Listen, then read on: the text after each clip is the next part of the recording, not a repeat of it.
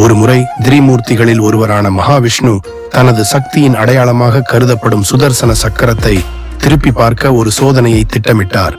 சுதர்சன சக்கரம் மிக வேகமாக அடக்க முடியாத சக்தியாக தெரிந்து வந்தது. அதன் பாதையை யாராலும் கட்டுப்படுத்த முடியாமல் போனது. சக்கரத்தின் பயணத்தால் பிரபஞ்சம் அச்சத்திற்குள்ளானது. அந்த வேகத்தை அடக்க யாராலும் வழி காண முடியவில்லை. இதனால் விஷ்ணுவும் மற்ற தெய்வங்களும் விநாயகரின் திசையில் சென்றனர். விஷ்ணு விநாயகரிடம் வந்து சுதர்சன சக்கரத்தின் வேகத்தை அடக்க முடியாத நிலையை விளக்கினார். உன்னால் மட்டுமே இந்த பிரச்சனைக்கு தீர்வு கிடைக்க முடியும் என்று விஷ்ணு கூறினார்.